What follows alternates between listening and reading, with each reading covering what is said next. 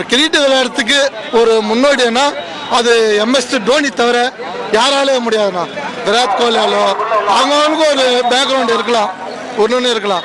ஆனால் எம்எஸ் தோனி மாதிரி ஒரு கிரிக்கெட் விளையாடி நம்மளால ஒரு இந்தியாவுக்கு விளையாட முடியும், ஒரு சிஎஸ்கே விளையாட முடியும், ஒரு ஐபிஎல் விளையாட முடியும்னா அது தோனினால மட்டும்தான். வெதர் நல்லா இருக்குதோ, சென்னை ஆளு நல்லா இருக்கிறாரோ, பின்னா பொண்ணு ஜெயிச்சிட்டாரோ கப்பு. அப்புறமா சென்னையிலே 8 வருஷம் ஆயிடுச்சு, ஆர்சிபி ஜெயிக்கல, இப்போ ஜெயிக்கிறாரோ, விராட் கோலி ஜெயிக்கிறாரோ.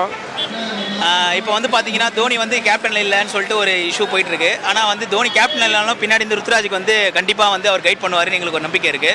ஸோ அப்புறம் வந்து தோனி பார்த்தீங்கன்னா ஃபஸ்ட்டு வந்து அது ஏர் ஸ்டைலில் வந்திருக்காரு. அது பார்க்குறது நாங்கள் ரொம்ப வந்து ஆர்வமாக இருக்கோம். ஸோ இப்போ வந்து டிக்கெட் இஷ்யூஸ்லாம் வேறு போயிட்டுருக்கு. நான் வந்து ஆன்லைனில் புக் பண்ணிட்டேன். ஸோ அதனால் எனக்கு எந்த இஷ்யூஸும் இல்லை. ஸோ மற்றவங்களாம் இஷ்யூஸாக இருக்குது. நெக்ஸ்ட் டைம் வந்து இந்த இஷ்யூஸ் வராமல் எல்லாருக்கும் கிடைக்கிற மாதிரி பண்ணால் இன்னும் நல்லாயிருக்கும். ஸோ இந்த வாட்டி வந்து சிஎஸ்கே கப் அடிக்கணும்னு நாங்கள் வந்து நினைக்கிறோம். ஸோ கப் அடித்தா நல்லாயிருக்கும்னு நினைக்கிறோம், வேறு எதுவும் இல்லை.